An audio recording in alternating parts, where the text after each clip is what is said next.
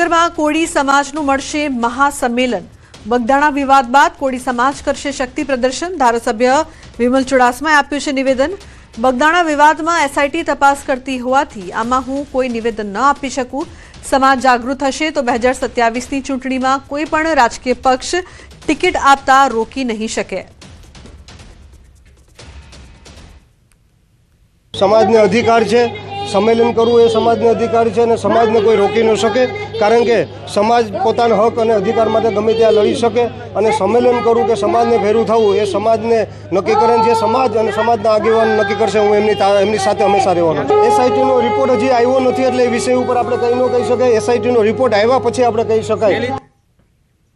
ભાવનગરમાં કોળી સમાજના સંમેલન મામલે કેબિનેટ મંત્રી કુંવરજી બાવળિયાએ નિવેદન આપ્યું છે। તેમણે કહ્યું કે કોળી સમાજનું મહાસંમેલન કયા હેતુથી બોલાવવામાં આવ્યું તે હજુ સ્પષ્ટ નથી।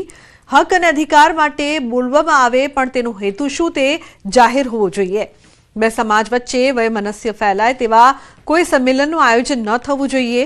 બગદાણા કેસમાં એસઆઈટી તપાસ કરે છે અને હજુ તપાસ શરૂ છે। મુખ્યમંત્રી અને ગૃહમંત્રી દ્વારા દોષિત જે પણ હશે તેને છોડવામાં નહીં આવે તેવી સાંત્વના આપી છે। આમંત્રણ અંગે તેમણે કહ્યું છે કે આમંત્રણ મળશે પછી વિચારીશું જવું કે નહીં। હક અને અધિકારો ત્યાં શેના માટે છે એનો ઉદ્દેશ અથવા તો કોઈ વાત નહીં, અમને એ બાબતે કોઈ અમને જાણ કરી અથવા તો એ બાબતે અમને વિશ્વાસમાં લીધા અથવા જાણ થયું અમને હજુ સુધી છે નહીં। એમના બે ચાર લોકો કોઈ જાહેરાત કરી દેતા હોય તો એવું મહાસંમેલન ન કહેવાય। હવે આમંત્રણ કયા હેતુ સાથે મળે છે એ હશે તો ચોક્કસ જઈશું, પણ એના હેતુ ને ઉદ્દેશો હોય અમને જાણવા મળે તો જઈએ, એમાં કઈ વાંધો નથી। એમાં કોઈ એકાદ બે વ્યક્તિના કારણે કોઈ બે સમાજ વચ્ચે અંતર ન થાય એવો કોઈ ઉદ્દેશ લઈને કોઈ સંમેલન બોલાવાતું હોય તો એ સંમેલન તો યોગ્ય પણ નથી, બરાબર। એકાદ બે વ્યક્તિ અમારામાં પણ સામે કોઈ પણ દોષિત હોઈ શકે, જે ગુનેગાર છે એના માટે જે પગલાં લેવાના થતા હશે એમાં રાજ્ય સરકારનું મન ખુલ્લું છે।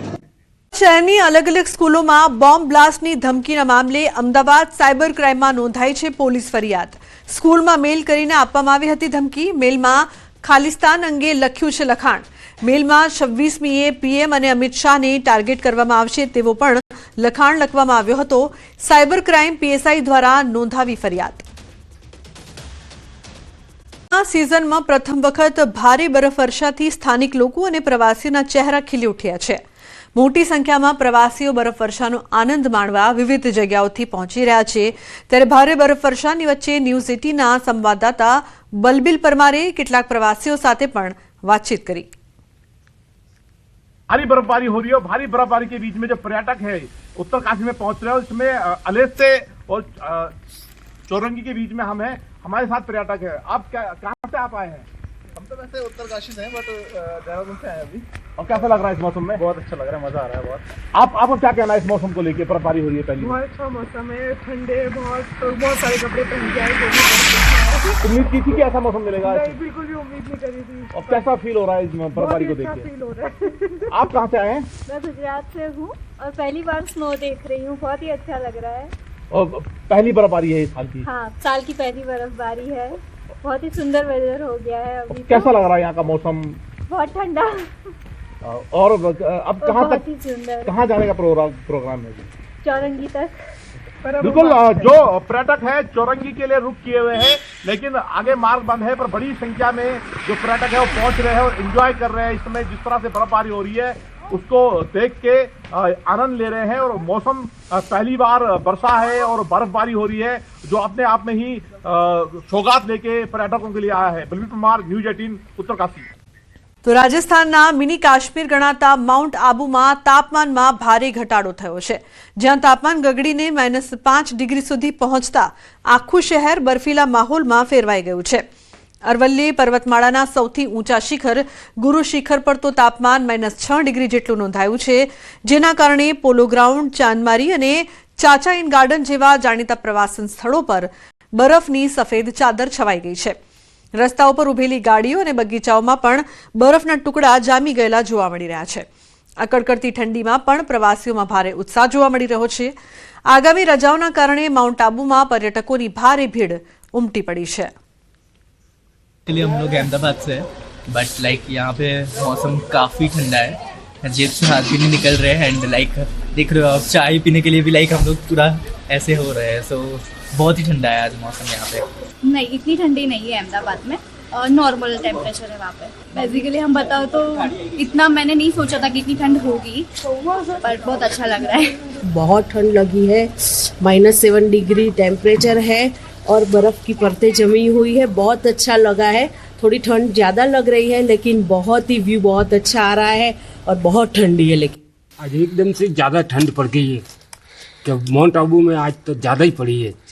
ઠંડીની વાત કરીએ, કાતિલ ઠંડીમાં ઠૂંઠવાયું છે ડીસા। એક જ દિવસમાં 6.1 ડિગ્રી ગગડ્યો છે પારો। ડીસામાં ઠંડીનો પારો 8.4 ડિગ્રી પહોંચ્યો છે। કાતિલ ઠંડીના કારણે ડીસામાં જનજીવન પ્રભાવિત।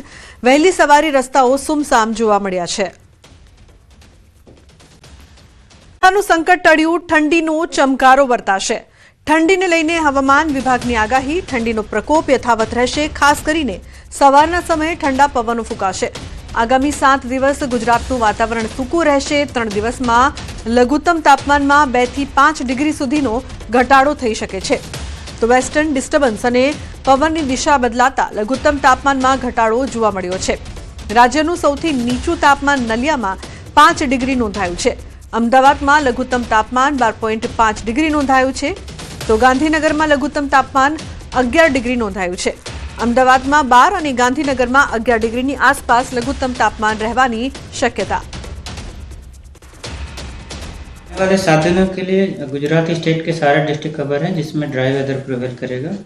और मिनिमम टेम्परेचर की बात करेंगे तो आने वाले 3 दिनों के लिए मिनिमम टेम्परेचर में 2 से 5 डिग्री का ग्रेजुअल बढ़ोतरी का पूर्वानुमान है। उसके बाद मिनिमम टेम्परेचर में 3 से 5 डिग्री सेल्सियस का फॉल का पूर्वानुमान है ड्यूरिंग 24 आवर्स। और उसके बाद टेम्परेचर नो लार्ज चेंज में रहेगा। તો જે પ્રકારની માવઠાની આગાહી હતી તે સંકટ તો ટળ્યું છે, પરંતુ ઠંડી વધી છે। આગામી 7 દિવસ ગુજરાતનું વાતાવરણ સૂકું રહેશે। अभी एक वेस्टर्न डिस्टर्बेंस 26 जनवरी को नॉर्थ वेस्ट इंडिया को अप्रोच करेगा। उस सिस्टम को ध्यान में रखते हुए जो मिनिमम टेम्परेचर का फोरकास्ट है, उसमें आने वाले 3 दिनों के लिए मिनिमम टेम्परेचर में 3 से 5 डिग्री की बढ़ोतरी का पूर्वानुमान है। उसके बाद 3 से 5 डिग्री की गिरावट का पूर्वानुमान है ड्यूरिंग 24 आवर्स। उसके बाद टेम्परेचर नो लार्ज चेंज। તો બનાસકાંઠામાં કાતિલ ઠંડીમાં ઠૂંઠવાયું છે ડીસા। એક જ દિવસમાં 6.1 ડિગ્રી ગગડ્યો છે પારો। ડીસામાં ઠંડીનો પારો 8.4 ડિગ્રી પહોંચ્યો છે। કાતિલ ઠંડીના કારણે ડીસામાં જનજીવન પ્રભાવિત થયું છે। વહેલી સવારે રસ્તાઓ પણ સુમસામ જોવા મળ્યા છે। एक WD पास हुआ है, जिसके कारण जो विंड पैटर्न है, अभी ज़्यादातर जो विंड आ रही है वो northerly to north easterly wind Gujarat region में प्रिवेल कर रही थी, जिसके कारण पिछले 24 घंटे में टेम्परेचर फॉल हुआ है। और फिर उसके बाद विंड पैटर्न अभी थोड़ा सा बदल रहा है, जो कि एक फ्रेश WD वेस्टर्न डिस्टर्बेंस 26 तारीख